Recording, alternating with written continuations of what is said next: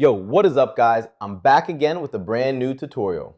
Today, I'm going to show you how to get the modded version of Carnival Tycoon. This will basically give you unlimited coins and spins in the game, which you can use to purchase anything. And don't worry, it's completely safe. I've been using it for a while now. I have a bunch of options right here, such as unlimited coins and spins, idle earning mechanics, secret agent dogs, and much more.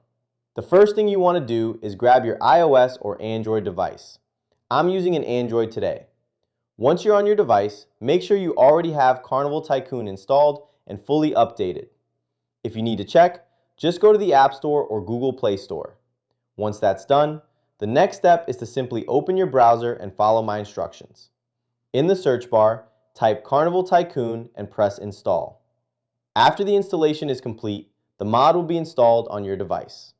Thanks for watching. See you next time.